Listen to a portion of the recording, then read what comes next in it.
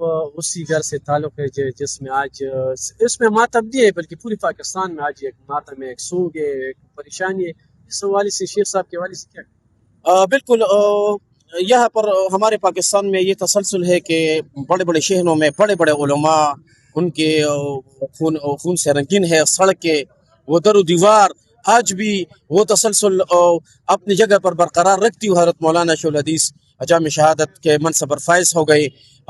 یہ جو سانحات تسلسل کے ساتھ آ رہے ہیں وہ دارالعلوم حقانی اکولہ خٹک سے شیخ حامد الحق صاحب کی شکل میں ہو اور مولانا سمیع الحق کی شکل میں ہو، شیخ الحدیث مولانا حسن جان شہید رحمۃ اللہ علیہ کی شکل میں ہو، یا مولانا محمد ادریس شہید رحمۃ اللہ علیہ کی شکل میں ہو. یہ حکومت کو بھی چیلنج ہے، بڑا چیلنج، کہ اب تک ان عظیم شخصیات کا ان لوگوں کا ان شیوخ کا قاتل اب تک گرفتار نہیں ہوگا. ہمارے علاقے میں بعض لوگ قتل کرتے ہیں، وہ تفتیشی ٹیم وہ سائنسی تفتیش کرتے ہیں، وہ قاتل گرفتار ہو جایا کرتے ہیں، لیکن میں سمجھتا ہوں کہ ہمارے علماء کے قاتل کیوں گرفتار نہیں ہوئے. شیخ صاحب کی وہ کون سی گناہ تھی جو ابھی وہ ٹارگٹ ہو گئے؟ گالم گلوچ اس ہفتے میں ہم بہت دیکھ رہے ہیں. شیخ صاحب کی گناہ صرف امن تھی، وہ امن کی بھاشی بول رہے تھے، وہ امن کے دعوے دار تھے. اس نے ممبر و محراب پر صرف امن کی بات کی ہے. امن کا جو نتیجہ رزلٹ وہ ہمارے سامنے آ چکا ہے، وہ قتل تھا. پہلے انہوں نے گالی دی میڈیا کے ذریعے، ان لوگوں نے، ان ایکٹیوسٹ نے، اور ان لوگ پھر ان کو شہید کر دیا گیا.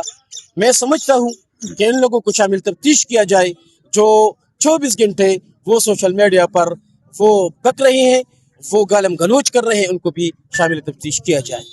ابھی جو ایران اور امریکہ کا جو تنازع تھا وہ پاکستان ختم کر رہے تھے، شیخ صاحب کو بہت اچھا لگا، بلکہ شیخ صاحب کو پوری دنیا کو اچھا لگا ہے کہ پاکستان پہ اتنا بڑا اعتماد کہ شیخ صاحب نے یہی آواز اٹھائی. اور پھر وہ یہودی لابی اور یہ لوگ جو پاکستان میں انتشار چاہتے ہیں، امن نہیں چاہتے، مسائل پیدا کرنا چاہتے ہیں، تو اسی بالکل جب فیلڈ مارشل نے جو حکمت عملی اپنائی اور انہوں نے ایک جاندار کردار ادا کرتے ہوئے خلیج ممالک جہاں پر ہمارے 75 لاکھ مسافر ہے وہاں پر مزدوری کر رہے ہیں، ان کے حق میں انہوں نے بیان دیا، دعائے خیر کی اور فیلڈ مارشل کے ان کے لیے دست دعا کی.